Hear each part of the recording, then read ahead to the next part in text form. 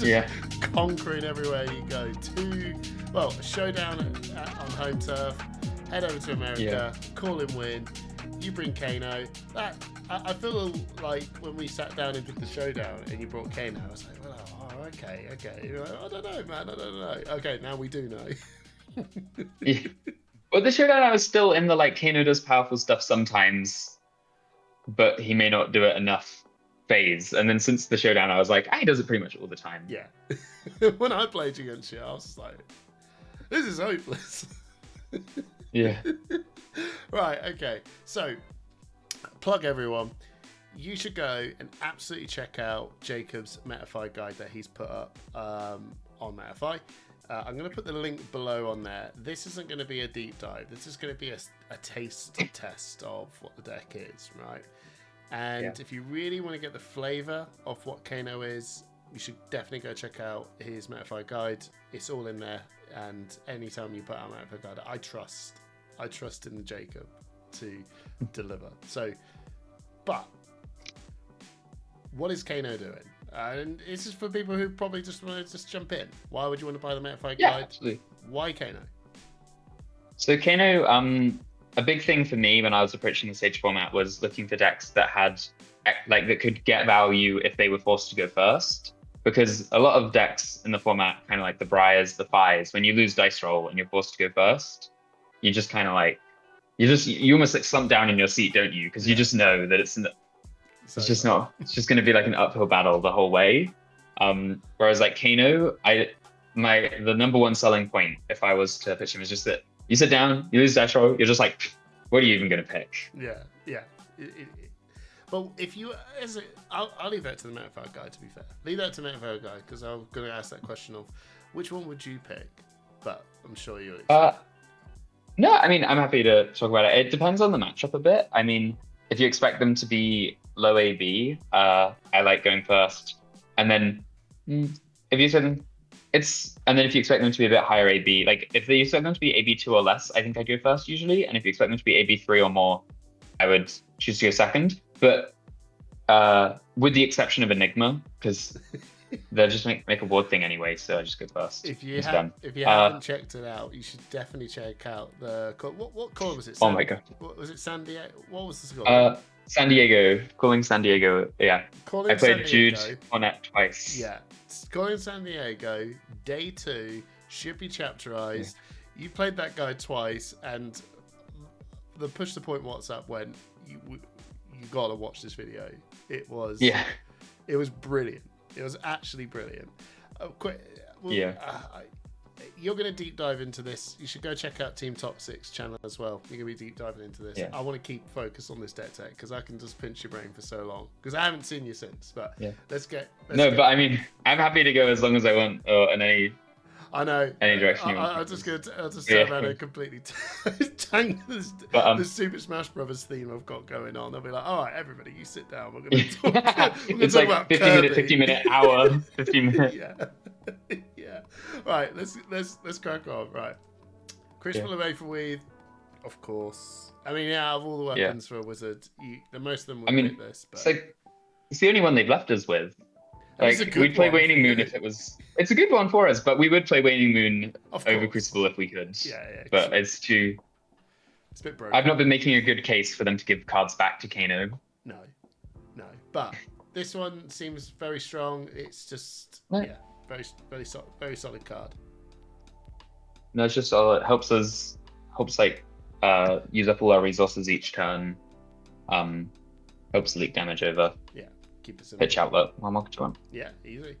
The Mage Master boot. Yeah, I feel like I've witnessed this firsthand. I'm like, oh, okay, yeah, I can see what this is doing, and then you just blast me for a ton of damage on your first. Yeah. I was just like, oh, here we go.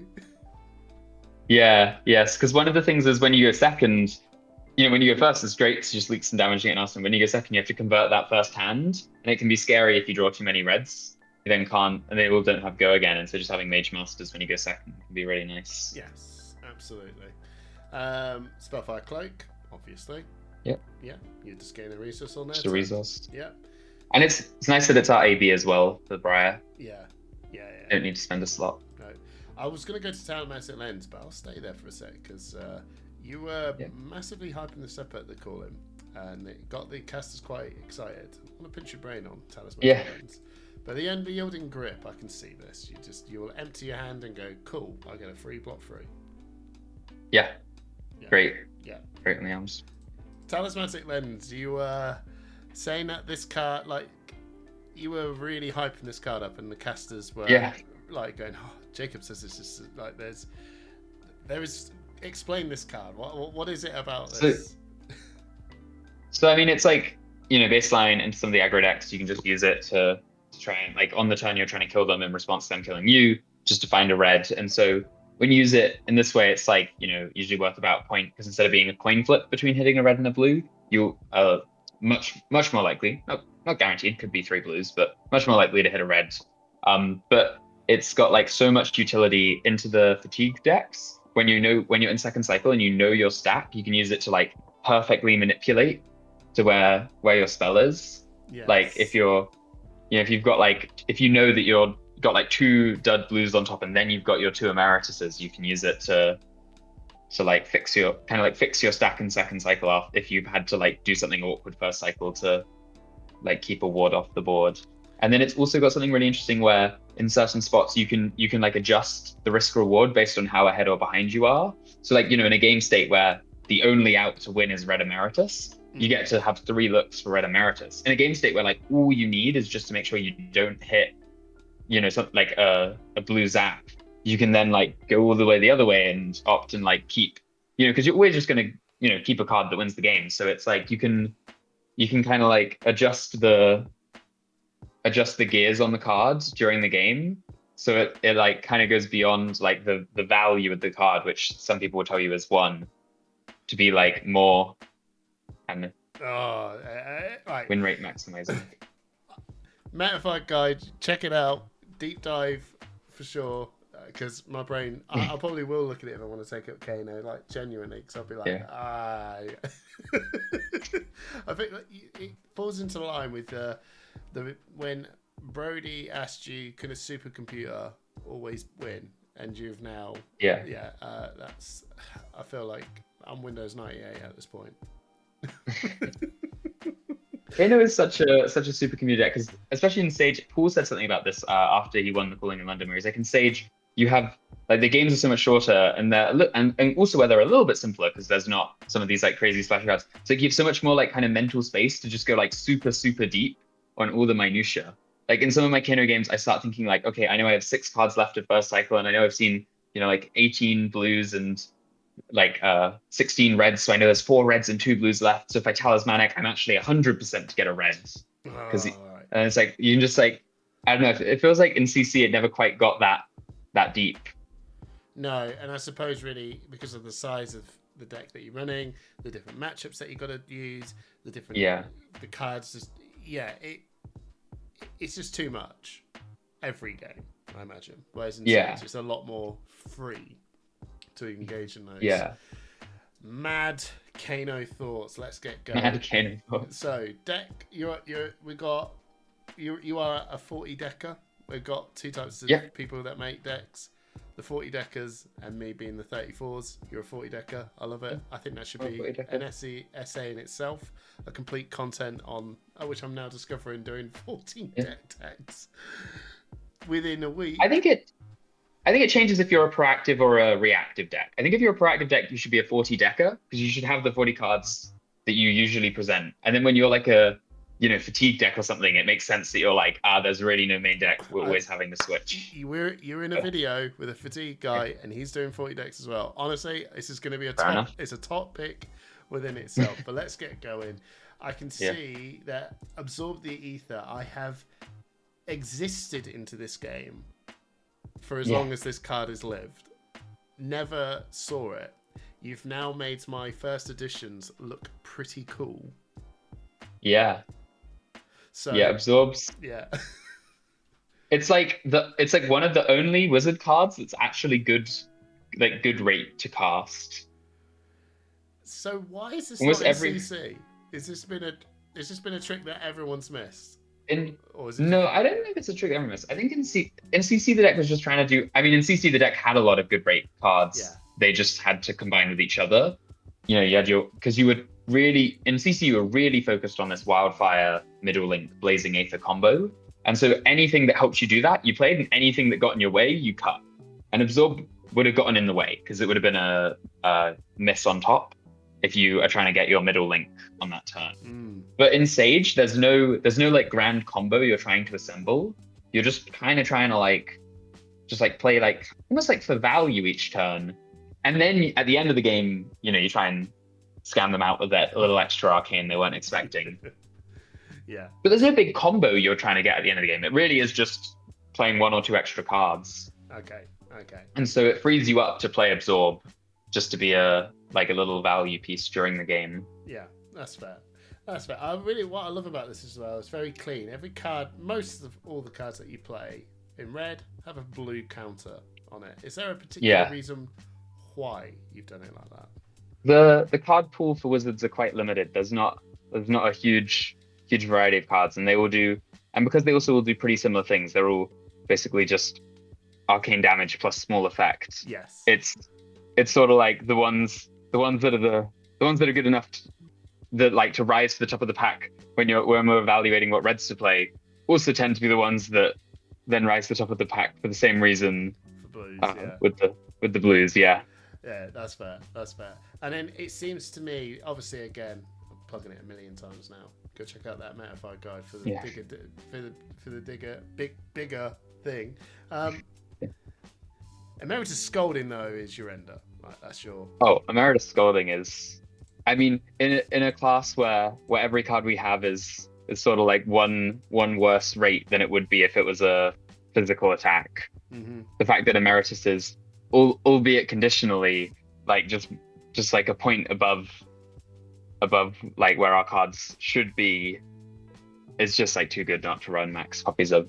I mean, like the yellow is as good as any of our reds would be when we hit it in the opponent's turn, but then it's also a yellow, so when we draw it, still makes 2 resources. Yeah. I mean, in the fatigue matchups, it goes back into our deck much smoother than the reds, because pitching a yellow is twice as good as pitching a red almost. Yeah, no, 100%. And then they've released all these tournament packs with every color, so now that you've just proved that whatever wizard Emeritus Scolding you got, you go yes. Yeah, imagine, because at the moment, sometimes people open like a red shred or like a blue wild ride or a yellow spears, and they're like, why'd they make them rainbow? But then imagine the timeline where there's only blue and red, and all the wizard players are like, yeah, you never quite know what. That's true. That is true. Right. So your sideboard guide here, I can see that you've picked up. We'll go through what they're for and who you're changing them out for. So Unflinching Foothold, amazing card. You play Dominate, I say no. Yeah, pretty much. Yeah.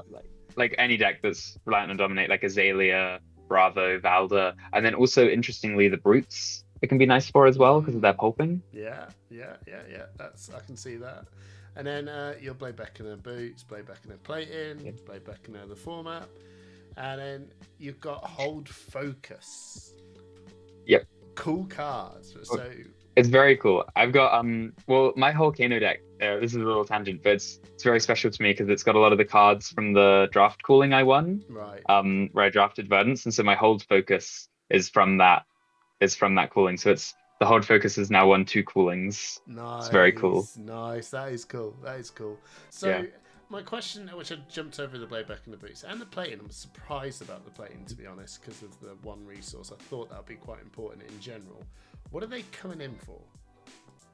So the Blade Beckoner is it's like often nice to have 1 Blade Beckoner. Because if you have 2, it can be hard to, your opponent might not swing weapons often enough. But like 1 is often a sweet spot. And because we only have 15 health as Kano, it's almost like the Blade Reckoner, plus if you can get the 3 health from the Unyielding Grip, it kind of gets you back to 20. And so it really comes down to where the chest or the shoes, where the resource chest or the action point shoes are needed or not needed. We then slot in Blade Beckoner as appropriate. So like when you go first, Major Master Boot's not quite as important because you can always just send the 1 spell in Arsenal and then block with your extra cards. So it's only when you go second that you get forced to convert like a full hand, sort of. So I like to play Blade Back. And some matchups are different, and there's like a full breakdown in the Metal Fab. But like very often, in like a lot of matchups, I present Major Master Boots when I go second, and Blade Beckoner Boots when I go first. And then, but in a lot of matchups, I want a Blade Beckoner piece. So then in the matchups where when I go second and present Major Master Boots, I then present Blade Beckoner Chest. Just to have it somewhere. And then because the chest, although a resource can be nice to fix your hand, it's like one resource against 2 life. So it should be two is bigger than one math game. Yeah. 2 is bigger than one math game. And then the whole focus. I feel that this card is like, I don't know. I was thinking this one doesn't come out against over unyielding grip, but what's this? What is this? I don't understand. No, it's. I mean, it's just for the matchups where the block is like actually not going to be that valuable, because 3 is much bigger than 1. But into like the Enigmas, into the Fatigue Oldhams, into the Mirror, it's like either in the Mirror you may literally never get to block with it because your opponent won't have any attacks, and into like Fatigue Enigma or Fatigue Oldham, it's like your life total is just like so not the relevant axis of the game. They're playing like their life total against your threats. And so having a card that helps your life total is like it's like almost like irrelevant, whereas an extra damage could be the one. And against Enigma especially, the extra damage could even like you time it to snipe a ward object that could be pressuring you, as seen in the Callum. And then your Aether Storm Wellies is maybe 2. You got to remember to play them into the Wizards though. I London, I forgot to bring. I played an Icelander, and they said only AB1, and I said yeah. Yep. Can I? No, I mean I forgot to bring my wellies, and it's muddy outside. Indeed. Yeah. So yeah, be like me. Present your wellies. Yeah, that's it. And then you've got these 4 awesome cards here: Stare of the Aether Wind, Findar's Fighting Spirit, and Cindering Foresight. Yep. Findar's Fighting Spirit is a popper. Yeah, it's just as a popper. There's some people have built Kano with Findar's Fighting Spirit, with Wounded Bull, sometimes with Crash Down the Gates, sometimes with Scar for a Scar, to be a sort of like more like the Icelander deck, like that we know from CC, the Bullander, or I guess it'd be Bullno. Bullno. Right, yeah. Bullno. But I'm not a fan of that style. I think being able to push damage turn 0 with the spells, having the consistency at the end of the game when you go to kill them, even just during the game, the fact you can pressure your opponent's resource base with the spells, that seems like currently where I want to be. But so I just have the 2 Findar's Fighting Spirits to come in versus Enigma, versus Jeremiah and Prism, I guess. I've not played against either of those in Sage yet, but you bring it in for them as well. And it buys you a lot of space. Like Enigma, it's possible they'll fatigue you, but it's possible they'll kill you. And if they go for it, being able to shut down like an 8 power Enigma Chimera on red and gain a life, it'll just swing the game. That's some value. That is some value. Yeah. Shut down a Spears and end the whole turn. It's just like Stare of the Aether Winds, your go over pop over card basically for the slow. Yeah, we're just on one, that one, and it's like a source of Tool Arcane for the Fatigue decks, and then it also has some interesting application just as a one of in these matchups where you're pitch stacking, because if you've pitched it, you can arsenal a red spell, Kano hit it off the top, play it, and then with its ability to play a non-attacker, so it's an instant, play the spell from your hand or from your arsenal. And so it's like another way to like another tool to manipulate your stack, where if you're going to draw a red Emeritus, you can like hold it or arsenal it and then use the Kano into a stir to play it in the opponent's turn. Disgusting. And then Cindering Foresight. Kano. I look at it and go, yeah. It's for the Mirror, for Fatigue decks, for Enigma, for these matchups where you may like there's a play pattern Kano sometimes gets into against the decks that are trying to block against him, where he sends some damage in his turn, pass, and then while his opponent's hand is still diminished from A being in his turn, try and send damage in their turn. And this is a really powerful play pattern to get over fatigue, but it can be difficult because sometimes you only draw like 2 blues, so you can't fully spend your hand, and then you'll Kano and hit a blue, and you'll be like, suddenly we're not doing that much damage. And so Cindering is just a good piece for setting this up, where if you can arsenal it, send the damage in your turn, then when you draw up, you can kind of know you're going to be able to find a good spell to push the advantage. And then the mirror just plays so weird that it's like, it would be like a whole nother video, but basically it's all about these, like, you're kind of like circling each other to see who's going to go for lethal first. And Cindering, because it extends your range, it can just help you be the person to either push the button first or like have additional range to force your opponent to go for it and miss. Yes. And it's also, the mirror's got weird stuff where you can't block with your reds, so just having reds that can convert without spending your action point can also be valuable. But and it's like an arsenal target, which is like a thing. There's like a whole bunch of stuff in the mirror. This cards, the cards very. There's a lot of depth to it. I know it's good. I just can't. I can't fathom the depth. But don't worry, everyone.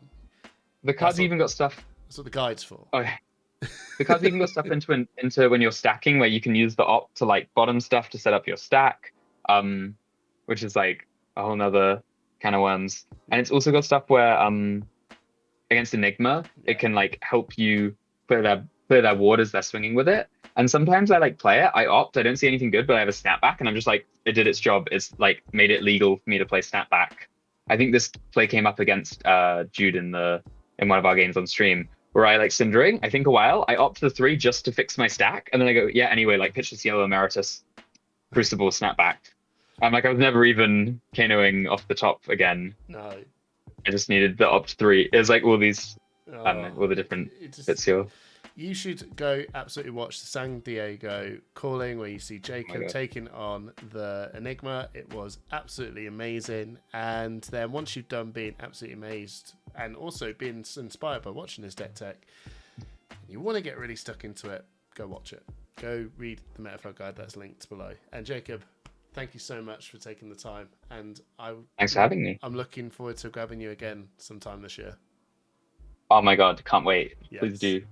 We'll try at some point. We'll try and do a guest shed, like a proper guest shed, and then come down, hang out in the shed, get some beers, get a barbecue going. Yeah, sick. Right. Looking forward to it. Yeah. See you later, everyone. Scott, it's about time. I think we've done some stuff together a long time ago, actually. The real cool Icelander deck with Rhea and that was a really cool interview. First time.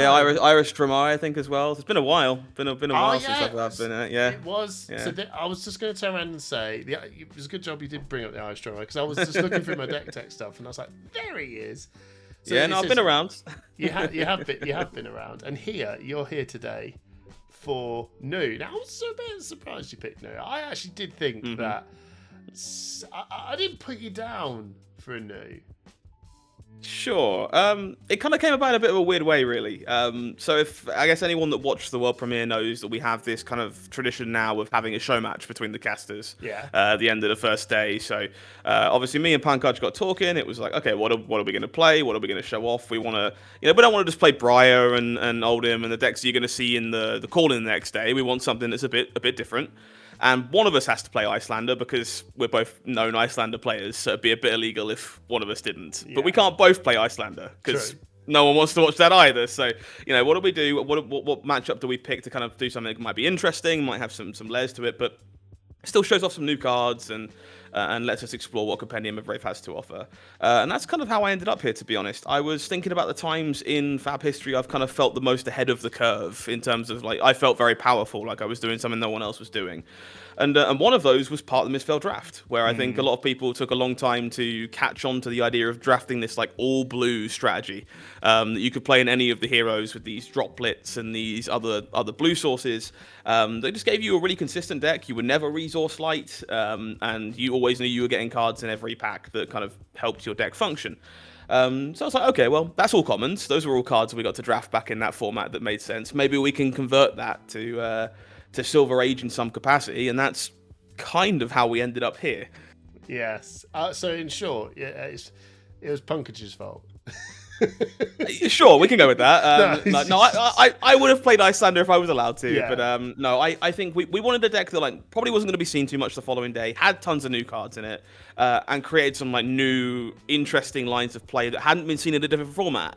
And this deck does a ton of stuff you will never have seen in Blitz or Classic Constructed. So plenty to enjoy here. Let's go. Let's crack into it. We'll start off with, as per usual, the weapons. Beckoning Mistblade. I mean, that seems pretty darn obvious. It's a very strong weapon. It does. So if you caught up with calling San Diego last weekend, people will know that Tao Tao managed to top 8 on new with a very different deck than this. It was like an alluring inducement style deck with a Spider's Bite attached to it. We're not doing that here because this deck is all about Hurl. Yeah. If you're not familiar with Hurl, it's an action from Outsiders. It's a rare that lets you throw your daggers like you're a Cindra, basically. And it turns out throwing a Beckoning Mistblade is kind of what ties this deck together, because all those blue cards that have red rates when you've already played a blue, well, they're much better with Go Again, and you'll already have played a blue if one of them had Go Again. So Beckoning Mistblade's very much required for the deck to kind of do its thing. Yeah, no, that makes total sense. And you've got two of them, one for breaking, the other one maybe not for breaking. Well, sometimes breaking. You do have pick up the point in the deck as well. Yeah. So there are actually ways for you to get the daggers back in the longer matchups as well. But you don't really want to flick the second one. But if your turn demands it, hey, you'll do what you got to do. You got to do, absolutely. Right, let's go through the equipment now. Obviously, we'll start with the 3 obvious cards. Well, Blade Beckoning Play. I mean, you're now watching this entire series. It turns out Blade Beckoning it's pretty good. Pretty good. Yeah. Shockingly enough, yeah. There's not a great chess piece for new otherwise. There's a few options. There's the hidden one that blocks 3 if you're on 1 life, but it's a little bit... it's a bit of a stretch. So you don't have many better options in the slot. So as most decks in this format are, Blade Beckoner is just a fit when there's not a better option. Absolutely. And then classic CC. You see these in CCs, the Arousing Wave and the Undertow Stilettos. Strong cards. Yep. These are part of the reason to play new, honestly. Your equipment suite is just very flush. If you're choosing to play things like Double Trouble, like Tao Tao was, these are obviously very good with that. In my case, my deck's just full of blues. I have a lot of resources spare, a lot of the time, and so being able to grab reactions from them, sometimes that Slither in a pinch, if you haven't got a Mistblade to flick, just does all the stuff you want your equipment to do, and they both block 1 to boot at some point as well, so... Perfect. Pretty stellar. Yeah, that sounds perfect. And then Prey Spotters. I mean, these are becoming incredibly must go to. It's the most go to headpiece for Assassin lately. Yeah, pretty great. At the core, it's kind of a battle worn 1 piece, but it does mean you just get to play Mark of the Black Widow. You don't need to worry about marking for any other reason, but you would like some interaction against the more aggressive opponents like your Briars, like these kind of things. So Prey Spotters just says, yeah, this card has an on hit and will rip a card from your opponent's hand, which is pretty good actually. That is very good. Let's get into the deck then. You're a 40 card deck man. We've got 2 types of people. We've got people that create 40 card decks and then say I'm going to swap cards out, and then you've got people that have 32 to 34 cards. Yeah, that's me. It's funny. I'm typically the latter actually. I tend to do like a lot of 32s, but because I kind of knew I was playing into Icelander in the feature, I just kind of built itself out in a slightly different way. But that's okay. I mean, it gives you a place to start when if you're picking it up for yourself and giving it a shake. Let's roll through this then. So you've got some real key sort of cards in terms of the in stealth with Art of Desire, Body, Infect, Mark of the Black Widow, which you mentioned, which is one of the best disruptive cards. I would say, where would you kind of really like to start? You've got like a heap of blues, which you can obviously tell that's the deck wants to go. Yeah, we can kind of start with the reds because there's so few of them, and I think that's maybe a big part of it is that this deck is very blue centric because you're designed to do this thing with hurls, flicking the Mistblades, trying to play as many blues as you can. A red has to be really good to earn its slot, otherwise it kind of naturally goes against what you're trying to do. So you're not playing very many. We've kind of talked about hurl and pick up the point already. They're required to just make your daggers do the thing and work in the first place. And we've talked about Mark of the Black Widow. Same reason, just people want to hit you in this format. It's quite fast sometimes. So having a way to slow them down is pretty good. The other reds in the deck, Art of Desire Body. This one's just been stellar in every format it's been available in since it released. Really, it's threatening to draw you cards against these more aggressive decks. It's gaining you some life, which is really important in those kind of slower games where you need to beat back against aggressive decks as well. A little bit of life gain certainly doesn't hurt, and it just blocks 3. Worst comes to worst as well. So just all round pretty fantastic card. And Infect is just secretly worth 5 value, which is not very easy to achieve on a single card. This one's really good alongside some of the attack reactions and stuff as well, because no one wants to block this for more than 3.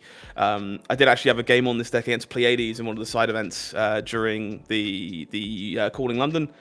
Played all their blue auras from their banished zone, courtesy of my hero ability, and then set an Infect for like 14 at some point during the game. So you could definitely have some fun with this one as well. The only other reds, I mean, no surprises here. It's kind of the cards you want to play new for. Here's some Venomous Bite, just like 2 of the best attack reactions, are common that we've ever seen in the game. Give you go again, make your stuff bigger. Venomous Bite just being worth 4 is criminal in a lot of cases. No one wants to block it. And Hiss just, again, gives you that redundancy for when you're not able to draw Hurl and flick your daggers or score a hit with Beckoning Mistblade. Yeah, that sounds ideal.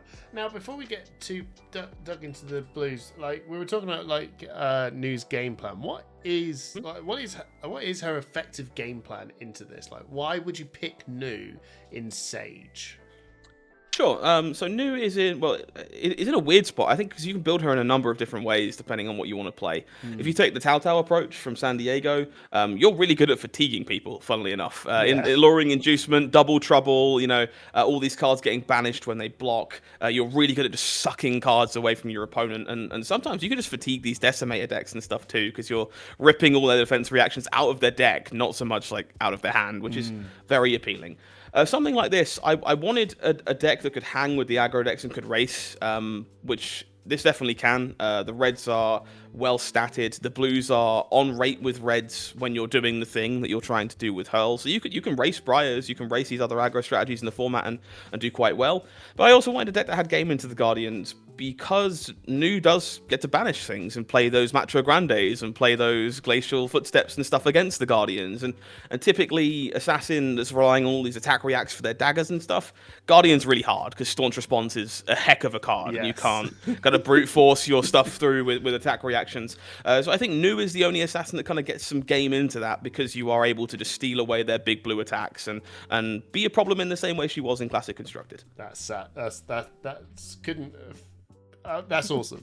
You've now convinced me. I may build this and take it to the show. Yeah, so I'll give people fair warning. This concept is great. I think actually there's a lot of power here, but it probably does need some more work. This was a deck that ultimately got built heading into the world premiere, so I'd seen the card list, but I couldn't talk about it with anybody. I couldn't test anything. It's all just like myself working in a dark corner until the cards get revealed in public. So I played some games and I quickly figured out, okay, maybe there's some stuff I would change in the future, and I'm sure people will find the same, in the same way. But the concept is really sound, so hopefully you get, and it's also some of the most fun you'll have playing Fab. I killed Martin Holick with his own blue Voltic Bolt. You just get lines of play that you don't get with any other deck. So if that's what you're looking for, this is for you. It's so much fun. That's awesome.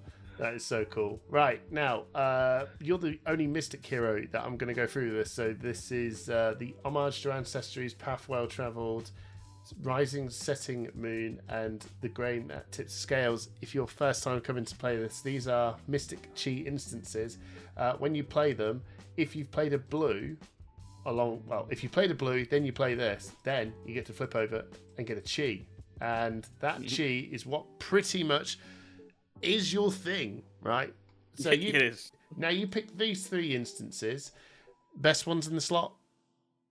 Mostly, yeah. You want not quite as much as someone like Zen, but probably about the same amount as someone like Enigma, because you do want to see them over in the first couple turns, but you don't want to draw a hand with 3 of them and explode to a burn up shock turn and not be able to actually play the game.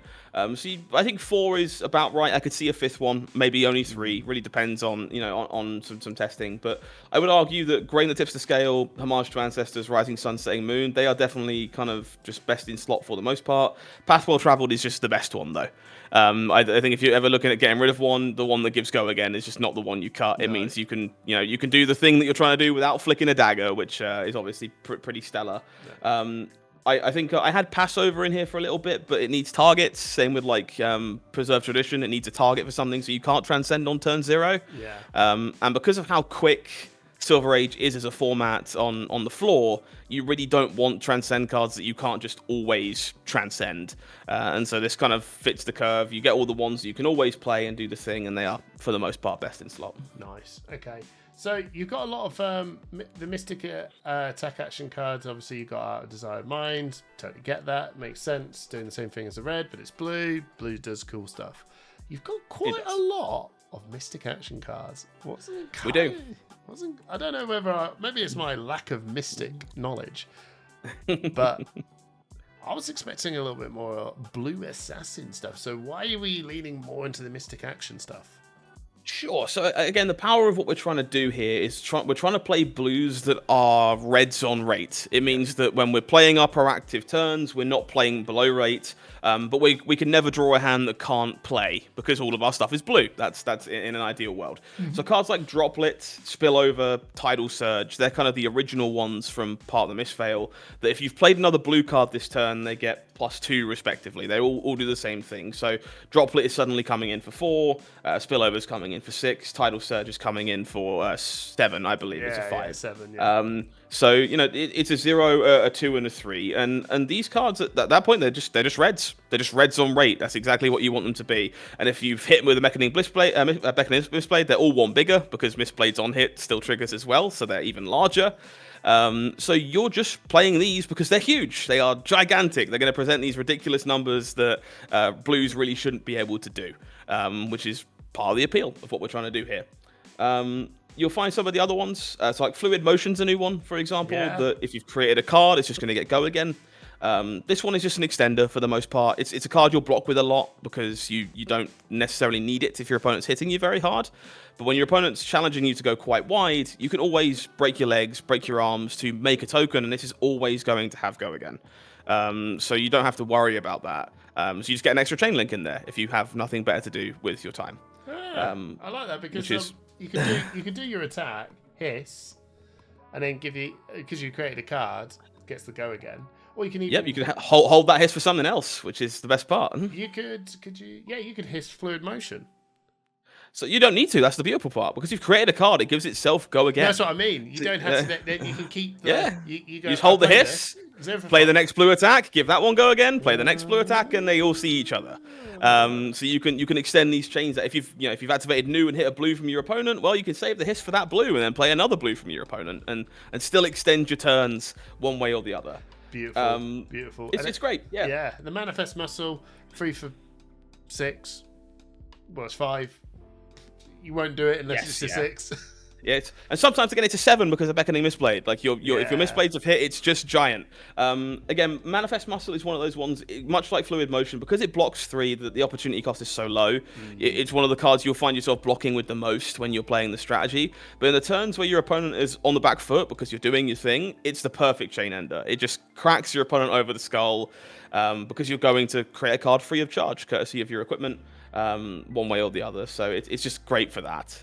It's also a fantastic target for like Path Well Traveled, for example, as your first chain link, because it's blue, lets you transcend off of it, of course.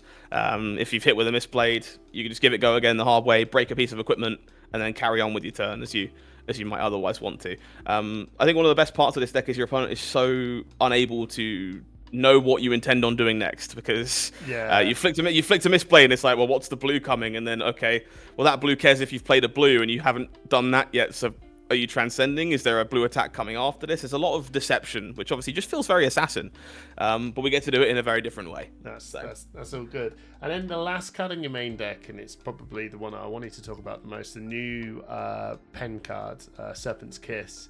Yeah. So I this card's crazy. I've not actually read it. I've never seen it, and I probably should, because if I'm playing against this is going to probably blow me out of the water. So 0, 1, block 3, blue, stealth, got it. When this attacks, creates a fan strike or sliver in your hand. If you transcended this turn, create both. Alright, seems pretty new. When this hits, look at the top 2 cards of the deck and banish one of them. So, Yes, Subtle is the word, I think. It doesn't read like it's super powerful, but this card is incredible. Again, the floor is just so high because it's a blue block 3. It doesn't have to do all that much, but this always gives you access to a slither. It's always generating a card for those cards that care about you generating a card. If you've transcended, it does it all. It's the best way to go digging through your opponent's deck to find blues that you want to play from their banish zone, especially if you've transcended to activate both of its abilities. There's a highlight in the World Premiere show match where I've taken 2 attacks so far in the turn, and Pankaj turns around to me and goes, "How many cards do you have in hand?" And I go, 6. Because I've played 2 Serpent's Kisses and made two Fang Strikes and 2 Hisses from them as the turns have continued, and I still have 6 cards in hand to play the rest of my turn with, and that's before I've banished any of his blues to then play off of my hero ability. So the card is, as you say, subtle, I think, but very strong. It just kind of glues everything together. It works very well with every part of the deck, and just does everything New wants to be doing. So pretty stellar. It sounds perfect. Let's move over to the sideboard. So you've got your Arcane Lantern. Obviously, you need to have something against the Wizards. Null-Rune Hood, again, perfect. Something against the Wizards, right? Yep. Stalker Steps is a similar story. It's just here for Arcane Barrier. You won't play it over the other shoes unless you need the Arcane Barrier. I admittedly think the more I've played this deck, I might turn the Arcane Lantern into something else and give up a different slot. I think having 2 daggers is quite important for flicking with Hurl a lot of the time. Yeah. I think as I played into some of the Wizards, I'd flick my first dagger and be a bit remiss that I didn't have a second one to work with at points. So worth experimenting with that, but Arcane Lantern obviously makes sense when you're first building a deck. But I think AB3 is where you want to be. You're very blue heavy, so yeah. I can automatically see the Arcane Lantern being swapped to the Arcane the chest, just because Null-Rune Robe or something. Like it's very replaceable. Yeah. Don't get me wrong, obviously Icelander does hit you sometimes, but Kano doesn't, and Kano's a very real thing in Silver Age now. So thanks, I would be thanks, guys. So I would expect it being worth exploring Null-Rune Robe in that slot instead, because you do want your daggers to get the game over. If you only have one, you got to be really careful when you hurl it, and that's not always the most fun. Well, keep sticking with the Wizards, Arcane Polarity, and Rune Blades. Yeah. Now. Well, someone's going to ask, and these are the questions I'm going to ask in this. What are we replacing these cards with in the main board? Sure. So typically, something like Arcane Polarity, it does depend on what you're playing against. Against Pankaj, for example, I wasn't interested in playing Art of Desire Body because Icelander is also very blue. It's not going to draw you cards a lot of the time, which makes a lot of sense. But you'll find yourself, if you're starting Null-Rune Hood against like Kano or Icelander or something like this, Mark of the Black Widow is also blank because you don't have access to Praise Spotters.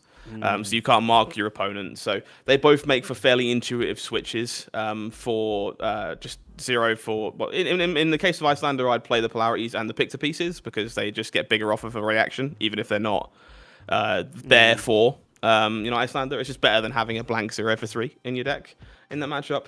But they're typically what I'm looking for replacing. If you're not playing Praise Spotters or your opponent's not playing a lot of reds, those make a lot of sense. From there, again, these cards are all red. It really does depend on the matchup you're playing into. But, if you don't think you're going to be flicking very much, suddenly pick up the point gets a bit worse. It's a block 2 if your opponent's playing an aggressive mirror. I don't expect the Brio matchup to go long enough for me to flick 3 daggers. So I'm kind of okay giving it up in that case to make space for something like Arcane Polarity. So. Yeah, no, that's fair enough. And then obviously you got removable. Movable is you're swinging in big. It's your old anti-Guardian button, anti-Azalea button. Anti-Dominate button, however you want to put it. Taylor's Oldest Time needs something to cover those bases. Maybe Unflinching Footholds is something you want to explore, but I just think the stilettos are so good. I don't really want to give them up in any particular situation. And obviously, Pictor Pieces here is a replaceable stealth attack, but mostly here for Enigma. You would really like to bust through a wall of wards and not have those prevent your damage if you can get, because flicking into Spectral Shields is not fun. No. You do not get your on hit from Beckoning Mistblade if you do that. And so you would really like to punch through the wall if you can. And I did beat several Enigmas in the side events because Pictor Pieces is a monster, and they've got really good blues for you to play. Funnily enough. It's a fun one to play, fun one to navigate. So for the immovable, if you're up against a Guardian, which one are you not a fan of? Art of Desire Body or Mark of the Black Widow? I think it depends on the Guardian, typically. As someone like Flavo, I think is not red dense enough that Art of Desire Body is interesting to me, for the most part. They're very, very blue heavy. Similar with Oldham, to be honest. The deck is very yellow heavy because of all of those 4-block clash cards that they're interested in playing. So I tend to lean that way. If you're playing into someone and you have reason to believe they're a little red heavier, I wouldn't be against like cutting one of the blues. It doesn't particularly impress you. Let's say one of the second tenants, I imagine, be it second tenant of She, second tenant of Moon, and going up a red. If you had reason to believe Art of Desire Body was good in the matchup, but I think from the Guardians I've played so far, it hasn't looked very impressive.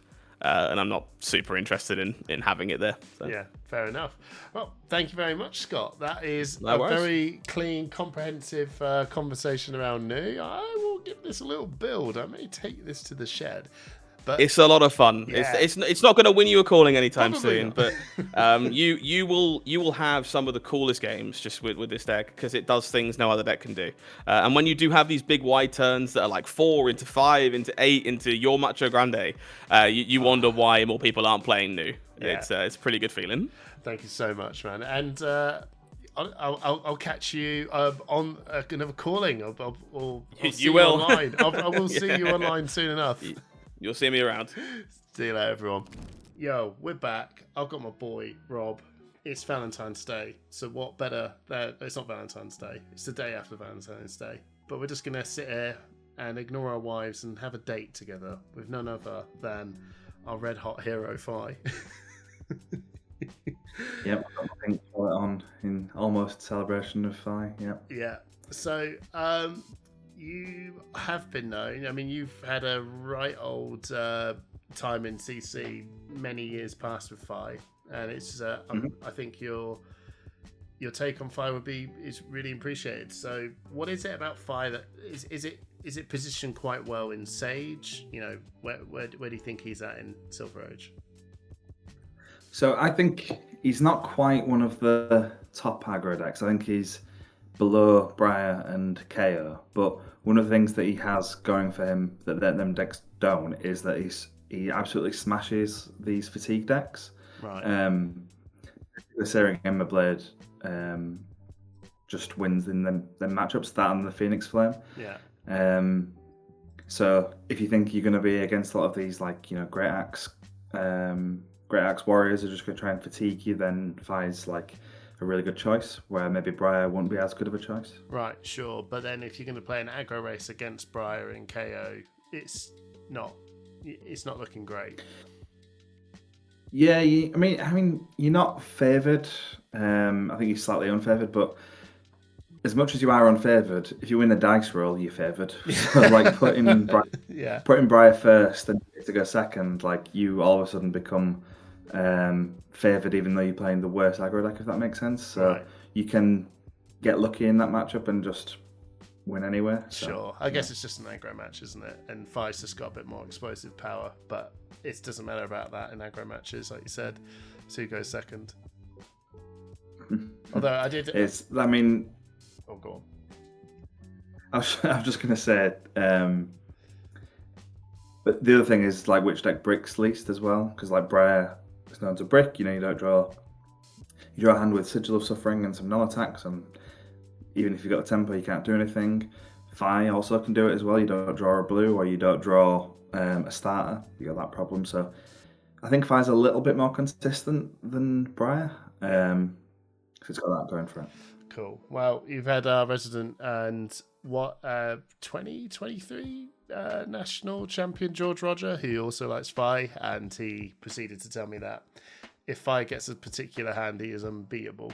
But I don't know what this particular hand is, but shout out to George. Obviously, does massively shout out anything that he builds. So let's go. Searing Emberblade, obviously. Well, I was talking to my wife Lila about this afternoon, and Wrath of Retribution isn't a Cindra card. It's a legendary card, but it's not like a legendary specialization like Soul Reaping or whatever. So you could play Wrath of Retribution in Fi, and you could play Kodachis, so that you can go, you know, Kodachi for 2, Kodachi for 2 for free. That's maybe something there. You've got a lot of spare sideboard slots with Fi, so if there is a matchup where Kodachis are better, then you could maybe go for that angle. Okay. But in the meantime, Searing Emberblades, just nice simple choice. I like it. And then you got the Tiger Suite, I guess, which is the Blood Scent and the Pouncing Paws and the Tearing Shuko. So is this all in the pre-con deck? Yeah, I think it's in the Ira. Let's have a look. It's in But the... isn't this also in the Fi DC starter deck for Silver Age? I'm wondering. From what? Yeah, it is actually. You're right. It is. Yeah. It was initially just in the table deck, but it's been in the Fi. I mean, obviously Florin, who's on my team, played the pre-con in London, so he was using this equipment. But yeah, any ninja's going to use this equipment because it's just so good. Block for 3, attack for 2. That's 5 value. That's 5 value already, and then a resource on top of that. You can't really get much better.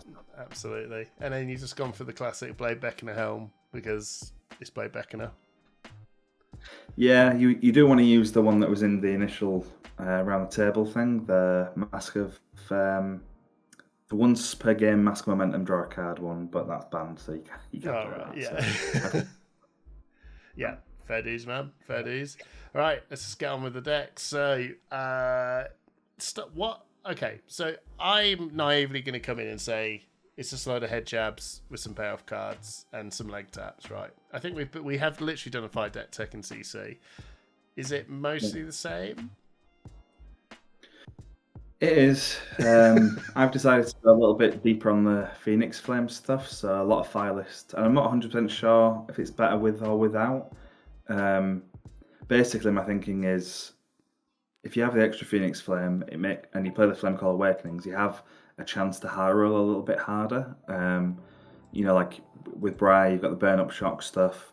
With Fi, like this is your way to maybe go a little bit harder. And we've got the new card Fire That Burns Within that works with Phoenix Flame, so you want to be able to make that work. So if you can pair that up with the Flame Call Awakening, maybe you can do something you wouldn't be able to do normally. But yeah, I mean, for the most part, it's just all the usual suspects. You've got the Blaze Headlongs, the Brands, the Ronin Renegades, sort of stuff. Yeah. And then 6 finishers on top of it. Yeah, nothing crazy. So, when you were talking about starter cards, what are if I was to come and pick up Fire, you're saying there's starter cards. I don't know Fire at all, and if you're watching this for the first time, wanting to pick this up, what does that mean? What's a starter card? Okay, so if you click on Searing Ember Blade, basically your weapon only gets go again if you control 2 or more Draconic Chain Links. It will be one of them, so you get one for free by activating it. But the problem is you need to have one already for this to have go again. So you need to have a Draconic card that already has go again to be able to start your turn, which is why we call them starters. Yeah. So a good example of that is not Blaze Headlong, because this one says it only gets go again if you've already played a red card. So something like Brand with Cinderclaw or Ronin Renegade is a good example. And you also have attacks in your deck like Display Loyalty, which have the same text basically as Searing Ember Blade. So you've got other cards that are reliant on Draconic Chain Links. So what you don't want to do is open a hand and look at Lava Burst, Snatch, Display Loyalty, something like that, where you just can't go. You can't. Yeah. You can't build the chain that you want to build. Sure. So stuff like Flame Call Awakening, it could fire Tenant Strike. Is when this attacks, your next Draconic attack gets. But this is and then if you control 2 or more, right? Okay, so not even Fire Tenant Strike first is a starter. Exactly. Yeah, it is a starter for Blaze Headlong. So you've got that going for you. And it's also a starter for Flame Call Awakening, so you've got a couple of nice use cases for cards that want you to start with a red card. You also have Rise from the Ashes, which is a weird starter because it's like a nimblism. It gives you next attack +3, but it also lets you just pick up the Phoenix Flame for free. So if you don't have a starter, it gives you a starter in the form of the Phoenix Flame. Usually you don't want to start with the Phoenix Flame because it'll only come in for 0. Yeah. Needs there to already be a Draconic attack for it to get the +1, but in dire need you can play the Rise from Ashes and have that be starter instead. Got ya. Okay, all right, I get it. I do. I understand. It's not as it's not as cut and dry. It's not just any attack will do. There's particular head jabs, and we call it head jab. If you haven't seen what head jab is, go look it up. It's 0 for 3. Go again. That's literally what it is. So there are particularly ones we're looking for. I did play this in my showdown in the shed against Jacob in Kano, and I thought this was just be a cakewalk, and it is easy.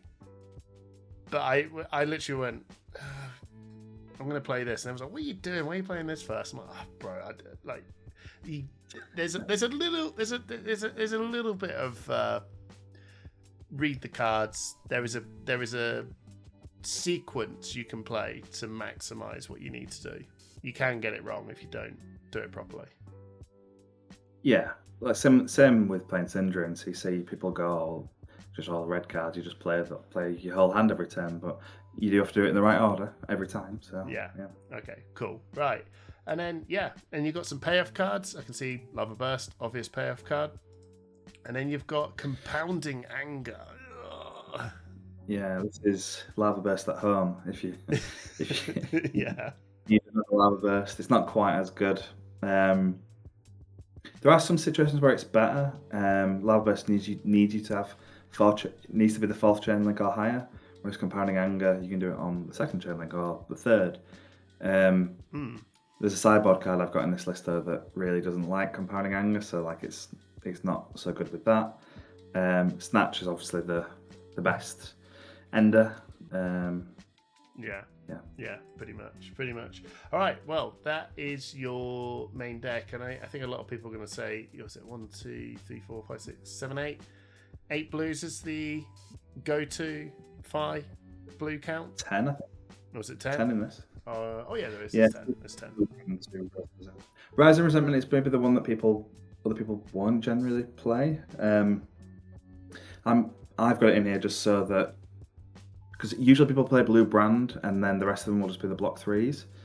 But Rise and Resentment blue is another starter which will be important for late game when you go into your pitch stack and you join the blues. You could do with a starter so you can go, attack with your sword and stuff like that. So yeah, okay. That's what I'm playing.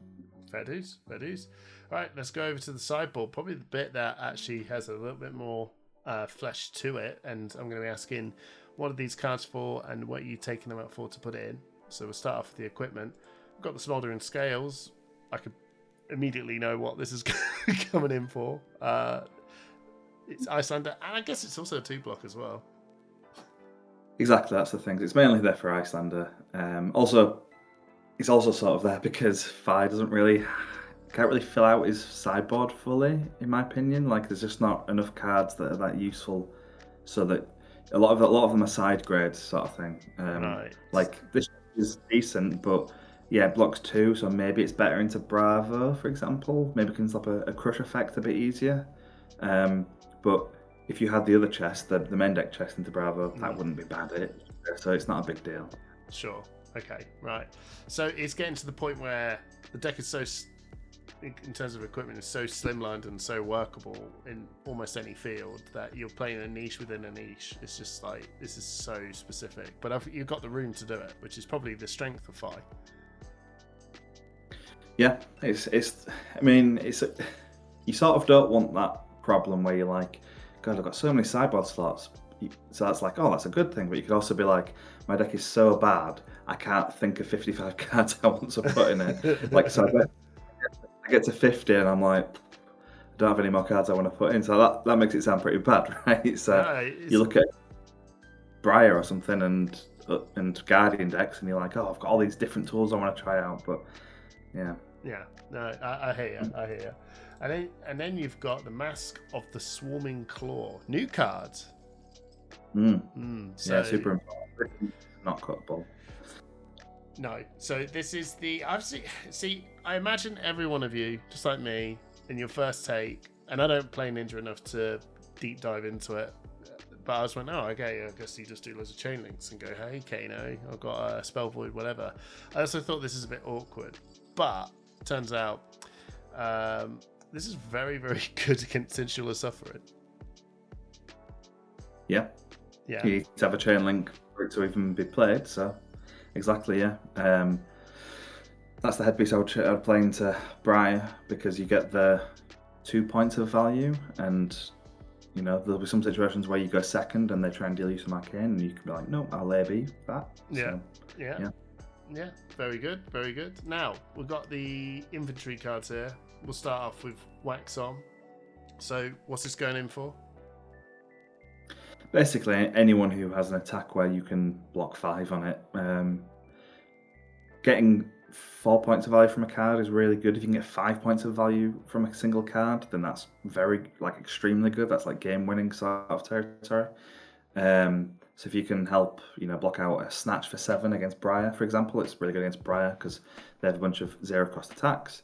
Could even be workable in the mirror, fully block a Lava Burst out or a Snatch again. So yeah, just the aggro decks, really. The red line aggro decks. I think Lexi could be good against as well. Yeah. Just anyone that's just throwing a 0-cost attack, that's incredibly annoying. There you go. Block for 5. Easy peasy. Yeah. What are you taking out to put Wax On in? So I think it would have to be the Compounding. I think Compounding Anger is the card I take out the most. Right. Basically, if you're going to put in cards like this, so Wax On doesn't, help you towards creating more chain links, then, if you have it in the same hand as a Compounding Anger, which is demanding you to have Draconic chain links, you're going to have, a bit of tension there. Yeah. So you want to try and make that. So yeah, I'd cut the Compounding Angers. Nice. Engulfing Flame Wave. Now, this is a solid attack, but it's a very pricey attack. So what's this going in for? So decks that don't want to block you, basically, or can't block you very well. So again, the Rangers typically they don't have very good armor. They don't want to block. Yeah. This is Lexi and Celia that I'm talking about. There's also Briar as well. They can block a little bit more, and if you're going to bring in Wax Ons against them, then I'm not sure you have enough space to also try this. I think maybe do the Ninjas as well. Maybe Wax On's not as good as this could be. Again, I'm cutting the Compounding Anger mainly because it's an absolute number with Engulfing Flame Wave. If you hit them with it and you reveal a 3-cost, you need to have 4 Draconic Chain Links for it to work and be playable. So yeah. So yeah, don't want them in the set deck at the same time. All right, fair enough. Art of the Dragon Fire, pretty good card. So what's this coming in for? Yeah, this is placeholder for whatever cards you can think of that you should put in your sideboard, really. This one, I think it's probably better than Compounding Anger again, but again, it's just a side grade of maybe against super defensive decks. Maybe you want the reach of the Art of Dragon Fire, where games are going to go long. You're going to get your fealty from the display loyalty, or set it up with a brand with Cinderclaw. Be able to push over the defenses to deal that extra bit of damage, but you could also just not have it and just play the Compounding Angers, and that would be fine as well. I can see where this card is very strong, because it seems like it's 1 for 7. It is if you've turned it into a Draconic, and there's only Brand of Cinderclaw and Firestrike. It's not even Firestrike, is it? When it's just Brand of Cinderclaw. Brand and the display loyalties, which make fealties. Yeah. Okay, sure. So Brand turns it into a Draconic, and then Display of Loyalty basically creates a fealty token. It's a lot of... I see what you mean, though. It's very strong when it works, but the hoops you have to go through to get there. And it's one as well, so if you've got it in the same hand, basically Fire's built around the fact that you want your blue to pay for Searing and Blade and a 1-cost, and if you've got 2 1-costs, well, now your turn costs 4, and the blue doesn't cover that. So you've got the chest to cover you, but you've only got the chest to help that situation once per game. Yeah. So if you've got Art of Dragon Fire and you finally got it to set up, but in doing it, it means you can't attack with the Ember Blade, then you've missed 3 damage, and now all of a sudden your 1 for 7 is 1 for 7, but you've missed 3 damage on the Ember Blade. So yeah, I'm not a huge fan of it. I think it's maybe better in lists that are playing 6 Brand with Cinderclaw, which I'm only playing 4. Yeah. Yeah. So I wonder if there's another generic 1 for 5 payoff card that's just got this weird text on it. That's okay, that's... There's Smash Up, which initially people thought was going to be a decent card in Sage. The one that's like a budget Command and Conquer. If they've got an attack in their arsenal, it destroys it, I think, 1 for 5. Yeah. Have a play, everyone. This is the beauty of it. The deck is so solid. Try and have a look and see what you think. And then Arcane Polarity. Yeah, you get smacked with some Arcane, you heal him. Exactly, yeah. Similar idea to Wax On. If you can get 4 points of value out of a card, that's a good deal, really good deal. And Arcane Polarity helps against the Kanos and the Icelanders and Vinsets and stuff. So sweet. Now, I take it's just the compounding anger. If there's more than one thing, I imagine, what's the second thing that you probably go?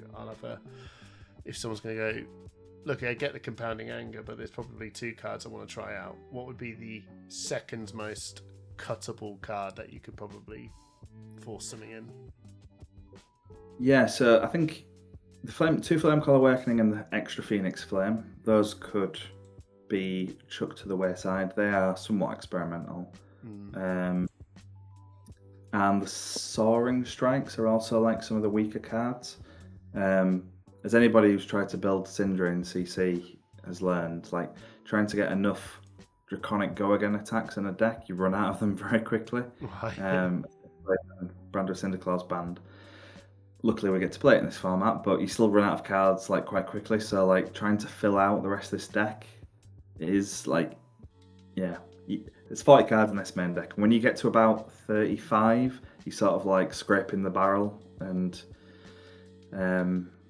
yeah, these are just the 5 cards I guess that I come up with the best. They're like the Flame Calls, the extra Phoenix Flame, the Soaring Strikes, but I won't be surprised if there's like a cool bit of technology that someone's missed, and maybe Scar for a Scar, maybe they're old reliable. Yeah, that's true.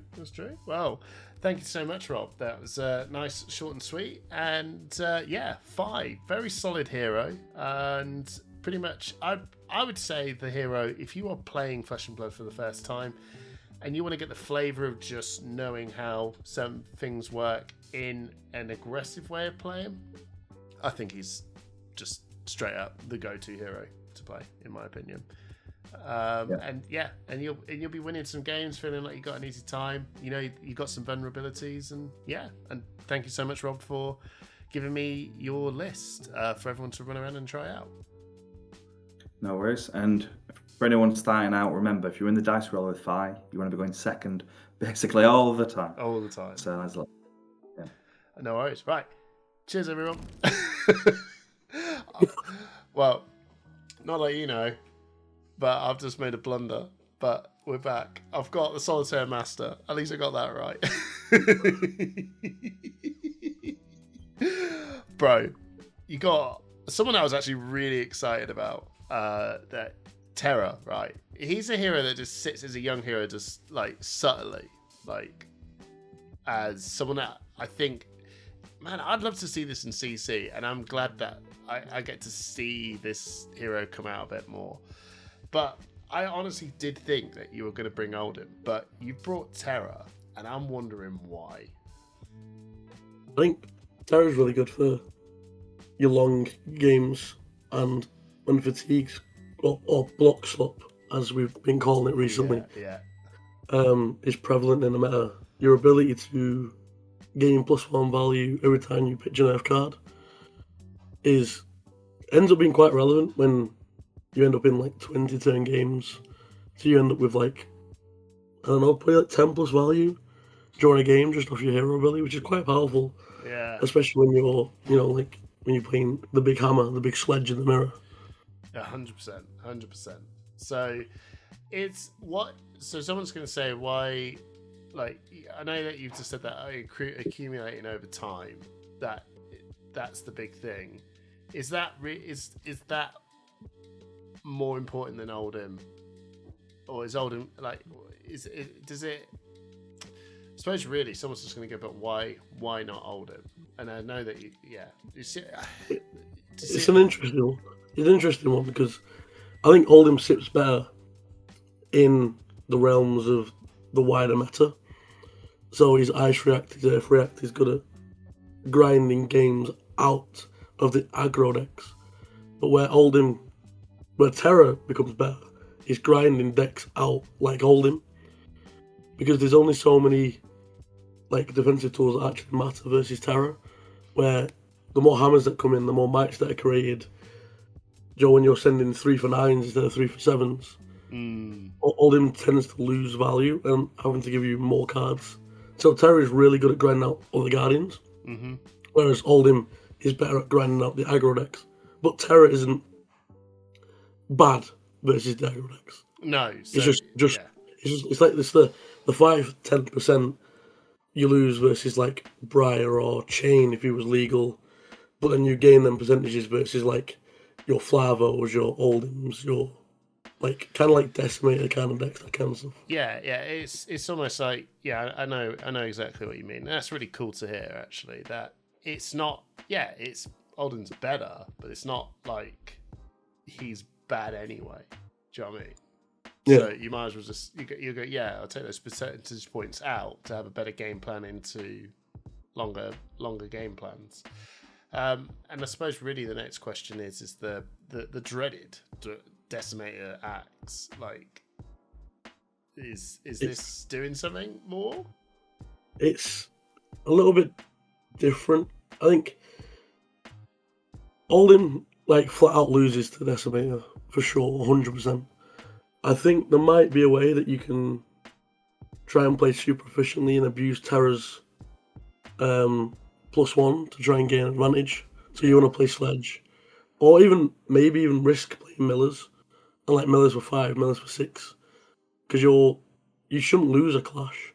No, yeah. So there's ways to try and abuse like Terra's ability like aggressively to try and combat the lack of defense that you have versus Decimator Great Axe. Yeah, no, that's fair enough. And now to try, which I have been trying, to not make the Guardian deck tech be as long as a game. Let's get through. Let's go through the equipment. All right, Miller's Grindstone as your main board option. Great cards. It's been popping up quite a lot. I've seen in Sage. The discard is very relevant.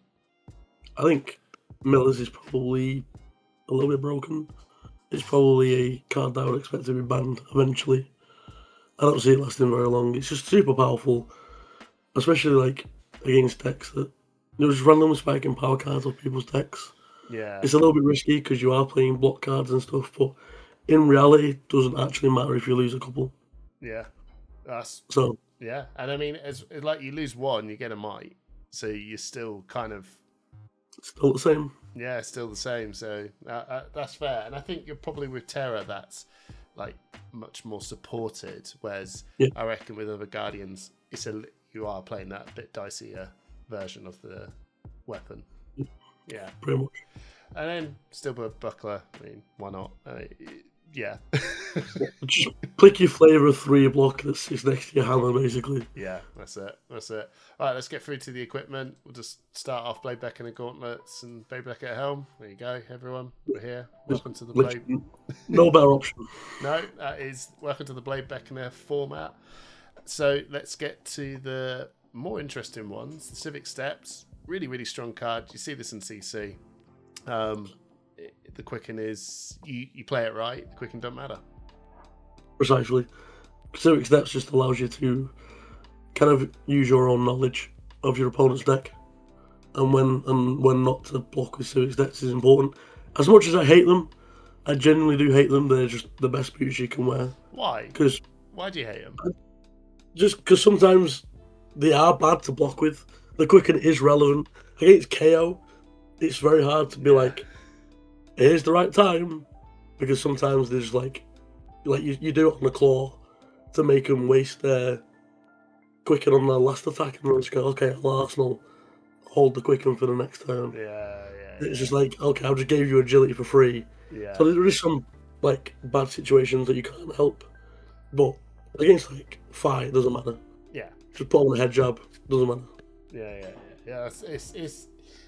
But that's what the power comes with, isn't it? It's a cost, and you can't have that sort of cost for free. And then Magnetic Carapace. I've been jamming with the Flavo starter deck, I'm not. This piece of equipment was basically my test to say you're not ready for Guardian. I don't think it blocks too, and then I never triggered it. But this is your tectonic play-in, I take it. It's just a block 2. It's a block 2. It literally is just block it should be good 2. for me then in this deck. So originally it was Civic Duty, which is the one that gives you a vigor token when you block with it. Yeah, that's sus. It is, again, really bad versus decks like KO. Really bad versus decks like BRAWL when you're giving them an extra, like a free sword swing. But you only really played it with Zyra because you stopped them doing naked arches. You made their pitches a bit awkward.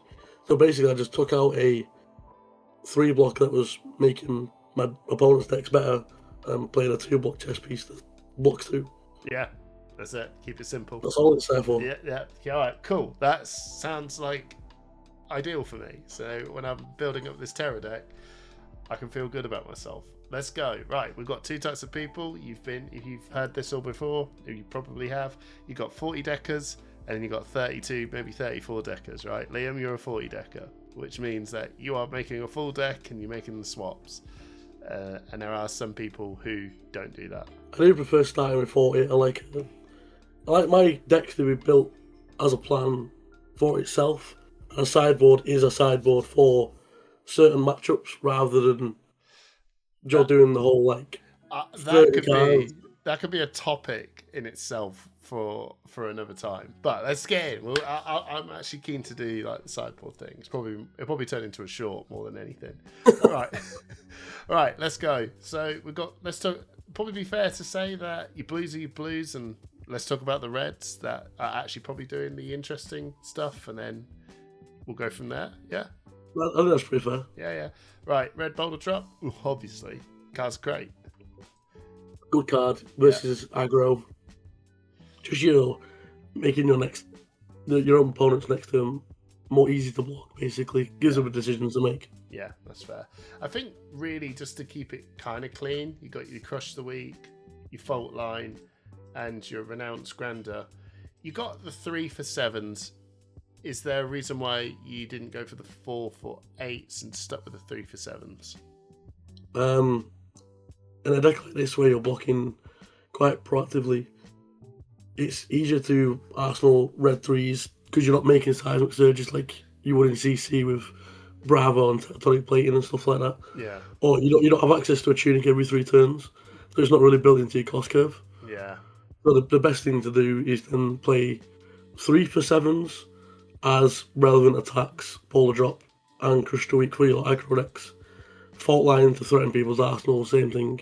And Renounce Grandeur is really good versus like Briar to stop them making embodiments. Mm-hmm. Or you go to like 2 for 6s like the Red Sirens is over here, because it builds into the terror ability of pitch an Earth card, send Sirens, end of turn, make a match next turn. Yeah, no, that's really good. That's really, really good. Is there a range? I mean, without me with my Guardian knowledge, and if you're watching this and you're clearly watching it because you want to play Terra and you like Guardians, you'll know this answer. Is there many other 3 for 7s that have different sort of answers to different types of decks? Off the top of the head, you can have Crush Confidence, which turns off people's hero abilities. Sure. Yeah. Is another one. So there's definitely Guardian's kit is designed to be this is your problem. Here's an answer. Yes. So that tends to how Guardian works. Yeah. So all of these are interchange. Like some of them are just really good and universal. You can interchange it in team meta how you need to see fit, as long as you keep it within the 3 for 7 because of the cost curve and everything. That's the important bit. Yeah, pretty much. Sick. Gosh, you play Guardian. Just hard. Yeah, it's not. You block and you swing. Right, let's talk about your block slop. But you can't. If you're playing Guardian, you've got to have some block slop. So Crash and Bash, Clash of Arms, Clash of Heads, and Clash of Legs. Clashing with every body part known to man. They're block 4. Yeah. The yellow's pretty much block 4. Crash and Bash is also block 4, but has a slightly more upside of, because we're playing 3 for 7s, you can reveal your Crush card. Crush card and make it a 2 cost, which then if you pitch an Earth card, plays into Terra's hero ability. Yeah. That's simple. Yeah. Keep it easy. I like it. Yep. I like it. Right, and then you got your blue 3 blocks. Well, bar 1. Or bar 2. Bar 2. Bar 2. Which are both Earth cards. Yeah. Which are the good ones. The Fruits of the Forest and Flourish. The rest of them are your good 3 Guardian. Yeah. This is your Guardian staples. Here's my 6 for 8s in blue. Yeah. My relevant crush effects in disable and choke slam. And then you're playing. I like 6 Earth cards. I started on like 10. I tried like 2. 6 felt like a really good sweet spot. You could play Canopy Shell over Flourish. Yeah. As a more just like a defensive card rather than an aggressive card. But when you're playing in the Guardian Mirror and you make a Might, Flourish into Sledge for 9 is really good. Yeah, so. Yeah, that's a hard argument for sure. I mean, that was another thing I was just looking at this as well, is that it feels like a very, like, is 6 a good number? It feels like a low number. It does feel low, but when you're playing a 40 card format, you tend to see it quite, not frequent, but it feels frequent enough. But because all Earth cards are 2 blocks, you need to limit the downside of running them more frequently, so you can, like, if you run 10, you're like, oh cool, I get to see one, like, pretty much feels like every turn. But then you're like, when you're getting towards the end games of these long grindy games, you're like, my hand only blocks 9 now because 3 of them block 2. So you need to limit the downside while trying to keep the upside, and 6 felt like the perfect sweet spot for me. That seems fair enough, and I suppose really the Might token bit is the don't. Is it like the don't sweat about it until the end game where we're now going to be playing that, and that Might token is going to come up a lot more frequently, and so on and so on. Unless you're using Sledge, which is you tend to abuse it quite often. Right, got you. Use your pitch 2 cards. Fair dues. That seems quite straightforward enough. One last question around your Guardian Blues. We were saying about the Reds, the Reds being 3 costs. Seems like a lot of your Blues are not. Is there a reason for that? That usually the 6 and higher for the millers. Your blue power base is the important bit. It's not the cost, it's the power. Ultimately, that's more important. Yeah, if you have all blue hands, you want your blue hands to do more powerful things. Yeah, no. That's why it feels better to have like Glacial Footsteps and Thunderquake and stuff. Well, like Matcha Grande, Glacial Footsteps seem like actually a lot of the time, probably, well, maybe not Glacial Footsteps, Matcha Grande, sorry, is the, if you line this up, that'll end the game.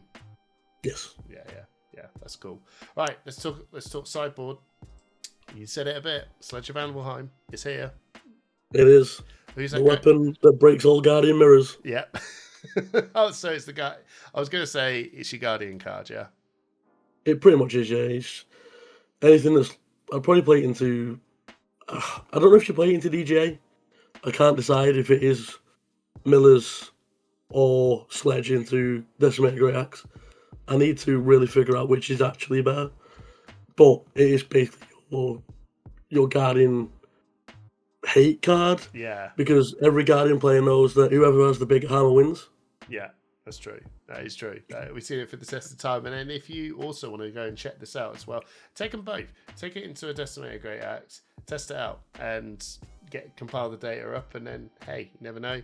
Liam's on Twitter. You can always just DM him and see what all the data comes up with. But I think there's probably a sound argument on both ends. No room books. You only go. You giving up? Wizard Torches Guardian. Let's just not go there. Yeah, let's just give up. Yeah. All right. Runeblades then. It's for Runeblades. Okay. Yeah. Fair enough. Fine. I like that. I like the honesty. It's like, give up. You win this game. Right. Your inventory. Turn Timber. Very, very cool defense reaction. This is coming in against Guardians, I take it? Yeah, this is like your Guardian matchup. Your way to block really efficiently with one card. Yeah. It also fits into the cost curve of... Because Terra works on both turns. Yes. You can pitch an Earth card, play a Staunch, and then pay one in the turn and make a might for your next turn. Yeah, that seems pretty good. Yeah, the defense reactions all cost 2 for that reason. Yeah. And obviously turn Timber has fuse ability, so you also bring him into like Azalea, because stop dominate. Oh, but anyone come in with a big attack? Yeah, pretty much. Okay, cool. And that's in the same breath as Staunch Response. I've seen that you got a yellow in there. You are the Solitaire Master. I'm not surprised to see the yellow one sneak in. Yeah, extra directs are always good. There's these you could play. You can design it slightly different. You can play like 2 Oasis, sure, and play an extra AB for Wizard. But I don't think it's possible. I don't think it's plausible to do that. You can change for Arcane Polarity, Joff. Like if Briars are playing Starfall and not Reaping Blade, there's like you can ebb and flow in your sideboard. You can play more 6 for 10s, which makes you good into Guardian still. But I think defense actions just make way more sense. Yeah, no, that's fair. One question someone's going to ask me: are the Staunch Responses and Turn Timbers a package in itself? Yeah, I'd say so. Okay. What are you swapping out? Probably your least relevant red attacks. Yeah. So I'd probably take out Crush the Weak. Yeah. I mean, I'd probably take out Renal's Grandeur, unless you're playing against the Terra Mirror specifically. Yeah. Like, there's weird things. You can take out, like, some block cards if you don't want to. You should just run it, because if they're dominating you, you don't really want to block 4. So, like, a defense action is better than the block cards.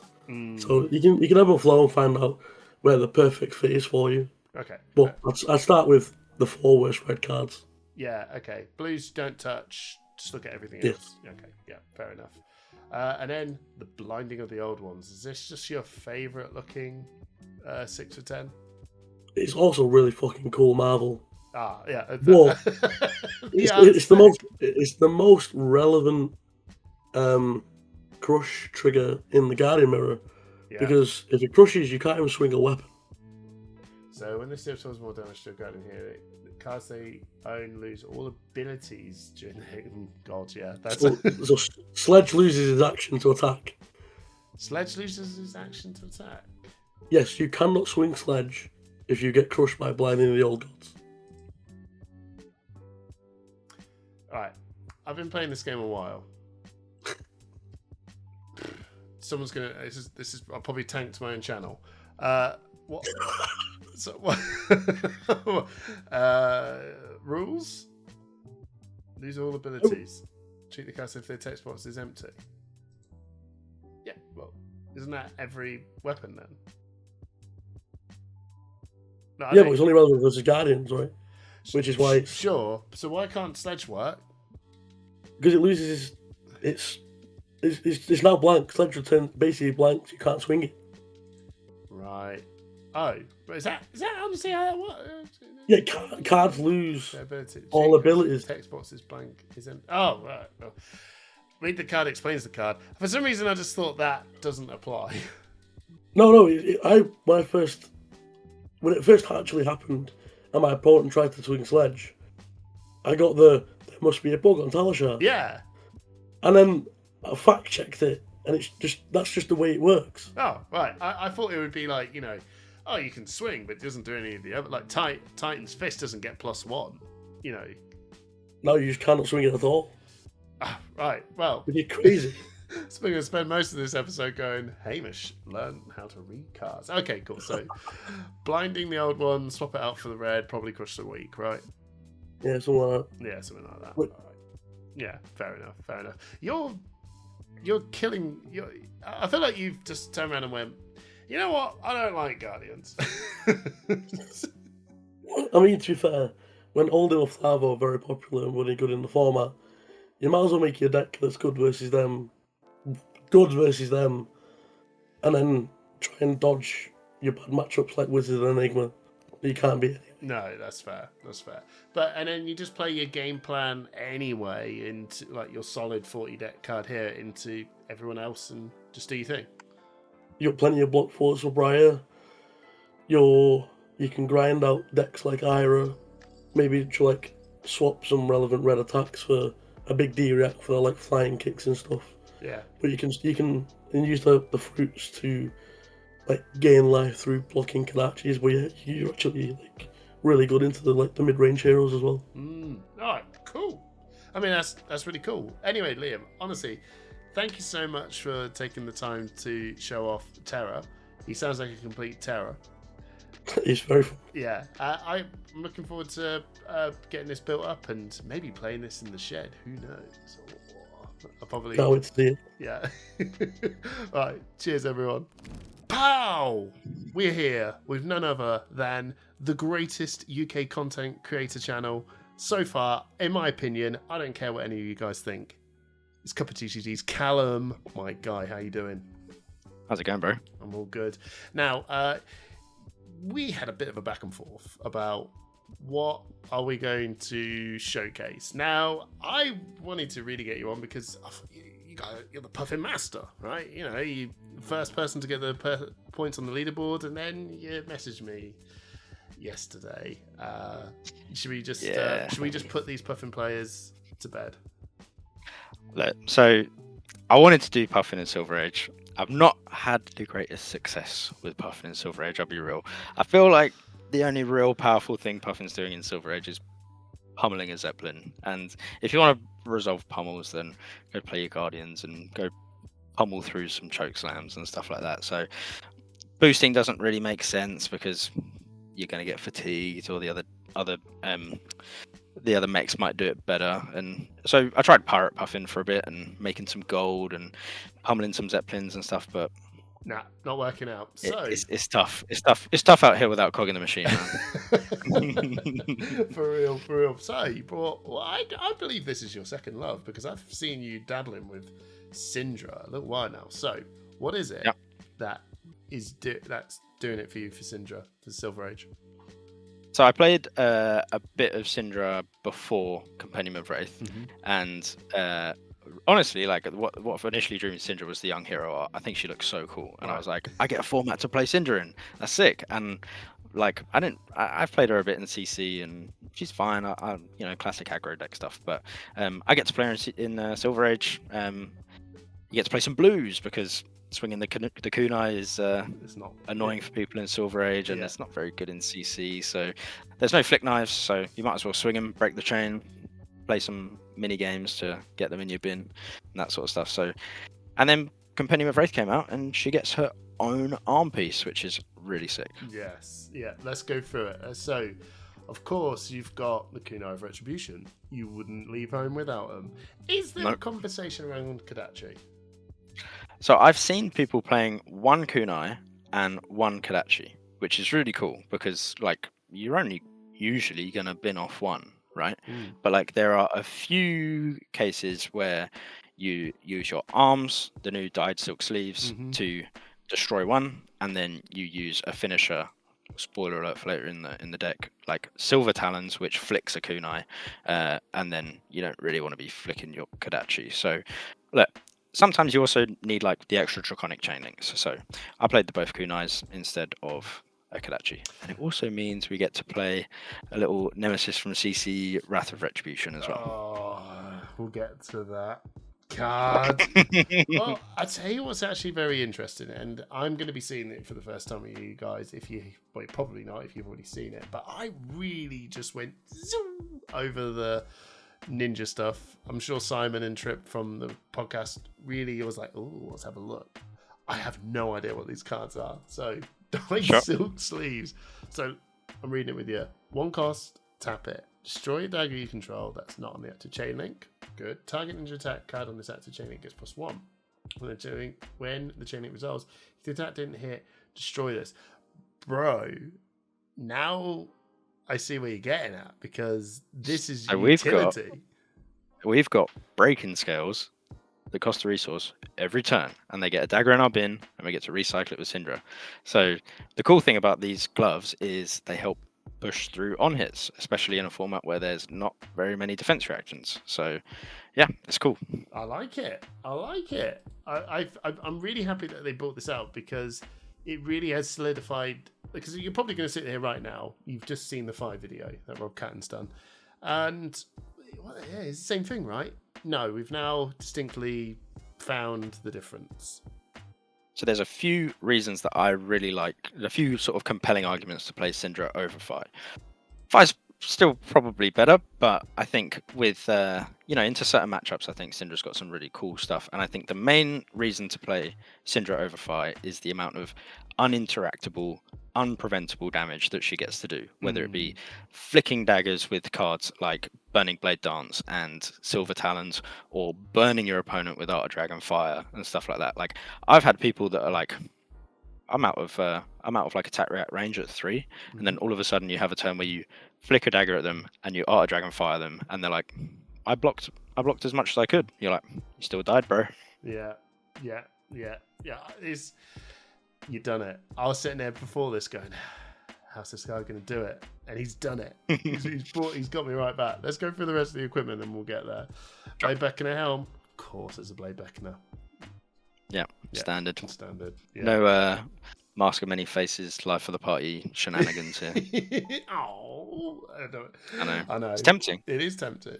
And then you got the Blood Scent and Pants and Paws. So, in other words, you bot for 2 and then you make a resource when you need to. Yeah. Also, the Tiger, this is really cool. The Tiger also helps you get to Rupture. So, like with Lava Burst and Breaking Point and stuff, it can be an extra chain link to get you to Rupture. Yes, Trips told me that. Sometimes you can just need that one little thing, and you go, you know what, pal, here we go. Doesn't do much. You can also do like really niche things, like you can go like Brand into Tiger into like Draconic Finisher, and that's like 3 Draconic chain links for your Cindra activation and stuff as well, which is cool. Very cool. Right, let's get into the actual portion of the deck. And we have 2 types of people when we've been here. We have got 40 deckers, and then we've got 32 deckers. You can scroll even further down, and you can see that the sideboard for this deck is not very big. Okay, right. Well, let's dig into the meat of what this is. So, I've discovered this when playing Rob, that you've got starters that you need to play, right? And your starters are Brandis Cinderclaw and Rising Resentment. Mountain Anger is a starter. Yep. Yeah. So the cool thing about Cindra is because we're playing 9 blues and 2 yellows. So the 2 yellows are just sort of like, want a little bit more damage, don't want too many blues. Yeah. Your daggers are starters, right? And you're going to swing a lot of daggers because you're drawing blues. So you don't actually need quite as many starters as Fi does, because you're not playing Searing Emberblade, which needs 2 Draconic Chainlinks. If you need 2 Draconic Chainlinks, you pitch a blue, you send a dagger, you've got your gloves online for the rest of the turn, and you float a resource for your big finisher at the end. Right. Much more easier then. It's a much more streamlined ninja with less ceiling but more consistency in some ways. Yeah, I think so. I think like slightly more. I think like she can be quite annoying as well, right? You got like the Kadachi thing of going like 1-1, and people are like, I don't want to block this man. Yeah. But yeah, it's consistent because you get the Draconic Chainlinks nice and easy. Beautiful. Right, and then you've basically weaving all of these attacks into effectively doing a big finisher, and I suppose really we've got to talk a little about Silver Talons. Again, I didn't realise this card even existed until I saw this right now. 0 cost for 4. When this attacks here, if this is Draconic, okay, I can see what this is trying to do. This is the trick of the deck. You've got to make these attacks Draconic. But if you do, when you may have a target dagger you control deal 1 damage to them. If damage is dealt this way, the dagger is hit, is destroyed, it's turned. So it's almost hull. It's hull. So it's a hull that you don't have to pay a resource for, which is nice. And it blocks for 3. I see. Alright, okay. So I think the next question I'm going to ask you is that where are my this makes it a Draconic? Obviously Brand. So you got Brand, you got 4 brands, you got 2 display loyalties, which make you fealties as well. Yeah. We've also got, obviously you've got the Cindra hero text, where if you mark your opponent with a card like Hot on the Hills, and then you hit them, you make a fealty. But we've got the new addition to the deck, which is Inflame the Firebrand. This came in the Fire starter deck, and it's obviously in Compendium of Wraith.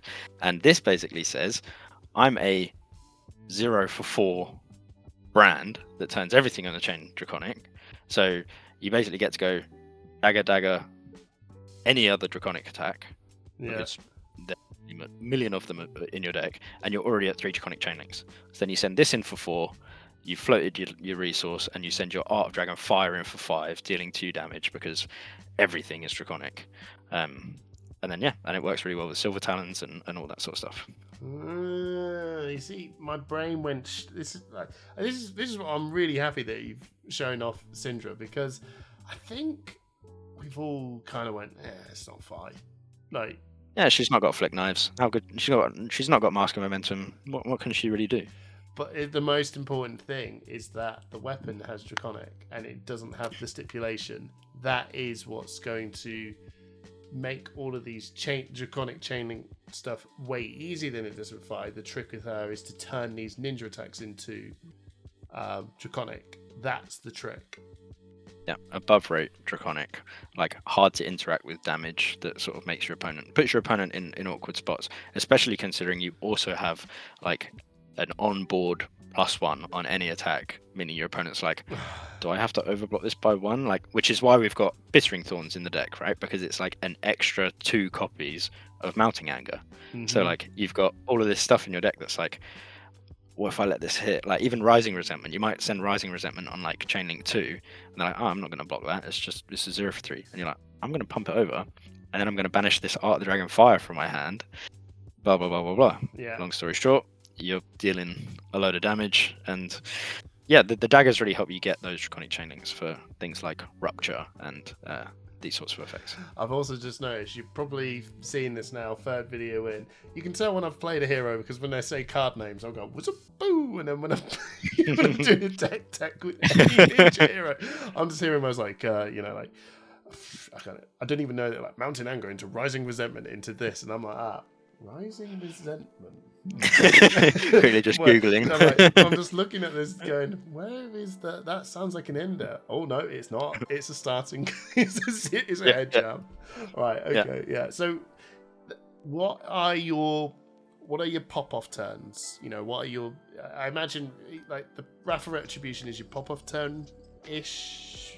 When you can resolve it, you've got a Wrath turn. I mean, it's a bit harder to resolve than it was in CC, because you've not got Flick Knives, so you've not got like a super easy way to just like bin off a dagger, buy it back again, send it in for another 2. There's no Dragon Scale or Flight Path, right? So it's a little harder to get like big value out of Wrath, but you got to include Wrath, man. Like it's pretty good hard. It's a pretty good card. Yeah, it is a pretty good card, and it's your Breaking Point, Lava Burst, and Art of Dragon Fire. They're your like payoff cards. So there's a reason that like this deck's got like a few more finishers than like a lot of Fire decks might have. Like I think it's got 8 red finishers, 2 Art of Dragon Fire, 2 Breaking Point, 2 Silver Talons, 2 Lava Bursts, right? So like it's quite a lot of finishers. You kind of want to be drawing one a hand, because you can really reliably get to Rupture because of the daggers. So it's pretty consistent to resolve your finishers. So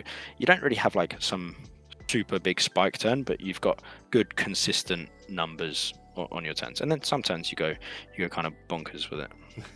That's fair dues, man. I think I've got the real gist of this, and hopefully you have too. So let's go through to the inventory. So we have got a lot of equipment. Yeah. I think the deck kind of does its thing with like the 40 cards, right? So not too much reason to change too many cards in the main deck. No, we'll get to those 2 cards shortly. So let's start off with the equipment. We've got a Flinching Foothold. Man, what a card that came out of, like, when we saw it, we're like, oh, pretty good, eh? Pretty good, eh? So the old Azalea is going to dominate you first turn with a big Wombo card. Yep. Nah, it's not happening. Yeah, I think this deck's actually like not too bad into decks like Bravo Flattering Experiment, because when I bring in the Unflinching Foothold to like remove that dominate, I also bring in the Smouldering Scales. So the 2 equipment Tiger package comes out, and the 2 equipment big blocking stop dominate package comes in. So you get like you get to put your equipment in front of one dominated attack, and then you get to break your boots on another one and block them out. Yeah. That sounds ideal. Tide Flippers is your Arcane Barrier. So I've got 3 Arcane Barrier in here, right? So we've got Swarming Tide Claws. Flippers, the Hat, and the chest into something like Icelander, I'd bring in AB on the head, AB on the boots, and then the smouldering scales rather than the double cross strap, because you got the frostbite thing, right? But like into Kano, I don't want to give up the pouncing paws and then just randomly keep the tiger chest, because it's not really going to do anything. So might as well put in another bit of AB for Kano. Don't have too many blues, but going second, it might help us prevent a bit of damage. Yeah, no, absolutely. What about your rune blades? What one would you pick, if any? Yeah, I think we'd probably, against like a rune blade, like maybe something like Vinset or Viscerai, we'd like consider the double cross strap, because like I said earlier, there's still value in making that tiger to get you to rupture and all that sort of stuff. You don't necessarily need to use the resource on the chest from the tiger. So at least then we get to like play AB1. And it's got a hit trigger as well, right? You've got the ability to destroy it to gain a resource if you've hit twice. So it's got some flexibility there. Into something like Briar, I'm not sure. I think I have seen some fires bringing Mask of Swarming Claw into Briar just to like stump that first Sigil of Suffering, like with the Spell Void, which is a pretty cool idea to be fair, but I've not tested that too much, so I'm not quite sure about Briar. I would say it's, from what I've seen, it's been very, very much worth it, because a lot of the time you will go, I want this attack to go over. Yeah. With this, your first Sigil of Suffering is a 3-block. Yeah. And it say like you've got cards like Bittering Thorns and Mounting Anger in this deck, right? Which are like hit trigger +1. So there's extra value in getting that not giving Briar that really clean 4-block on one of those breakpoints. 100%. The Arcane Barrier is almost, might be good against an Arcane Seeds if they do it early and you've got a spare blue or something, but yeah, it's there for that Spell Void one, isn't it, really? 100%. Well, let's talk about these last two cards then. We've got Reinforce the Line, which is pretty much a big attack. I'm gonna be able to block 7. Yeah, so again, Flattering Showman and potentially Azalea. When I bring the Reinforce the Lines in, because I'm playing into like a deck like Flattering Showman or Azalea, I'm bringing in Smouldering Scales and I'm flinching Foothold, because I don't have that extra resource on my chest. I'm taking out 2 1 costs, so I usually probably take out something like Bittering Thorns for those. But yeah, I mean, decent value can save you. I played against a Valda not long ago who sent like an attack for like 20 Dominate in Silver Age, and I like just managed to live because of Reinforce the Line. So yeah, card's good. What are you taking out? Yeah, we'll probably cut the Bittering Thorns, just like a couple of 1 costs, get them out of there. Make sure that you've got some. It's not really, doesn't seem worth it to take out like some of the 3-block attacks, for example, because you get a bit more value pumping them up. But probably the Bittering Thorns. Yeah, and then Arcane Polarity, Arcane Damage equals Arcane Polarity. It seems to. I wouldn't be surprised if some stat came out that this is like the most included sideboard card in all Silver Age decks at this point, because I mean, Kano's a menace. It's thank you, Jacob. It's definitely come out there. So what are you taking out for Arcane Polarity? Probably like I said, another 2 reds, maybe the Bittering Thorns again. Not any of your Draconic starters, that's for sure. Maybe we need to take out a couple of finishers if we might have to, pitch a blue to AB. Maybe we can't get all the way to some ruptures or something. But I mean, we do need to kill them, so probably the Bittering Thorns. Yeah, probably. And my head just for some reason was going, would it not be probably Art of the Dragon because of the will Kano ever actually give you that room to go, I'm going to create the maybe. I don't know. Maybe. I don't even know why I'm even attempting to try and go, hey, this is what I do. Well, as I say, maybe one of the finishers. And Art of the Dragon Fire is like one of the harder finishers to resolve, but it's bloody good when you do. Oh, I bet. Now, this is what you should do, everyone. Whatever we're seeing from all these deck techs, you should be sitting there, and whenever you got a question, you go, but why? I would do. Just do it. I mean, these cards cost pennies. Go pick up the deck. Go make these adjustments that you want to adjust. First off, go try this out and see what you think, and then make the small adjustments when we go. and that is exactly what you should be doing when deck building. But I'm hoping that this can give you a bit of a good starting base to work on if you want to pick up and play Cindra. And I'm so happy, Callum, that you have spent the time to. I mean, everyone I've done this with has just surprised me in making me go, you know what? I think I might give this a run, because sure. I couldn't figure out really what I want to do, but now I would definitely just pick this up and build on this. If this isn't, That's like, yeah, for sure. I think that's like one of the major benefits of Compendium of Wraith, right? Like, it's given all of these. Like they said, there's something in there for everyone, right? And there wasn't really a compelling reason to play Cindra in Silver Age before, but thanks to dyed silk sleeves, now there is. Yes. So thanks, Ben. Absolutely awesome. Anyway, dude, thank you so much, and please go check out Cup of TCG. They've just released some amazing CC deck techs that they played at the London World premiere. It's awesome. They did have this guest on, kind of mid, kind of average, but well, go see for yourself. Honestly, they've done some amazing stuff. So go subscribe and go check out their stuff. Thank you, dude. See you later.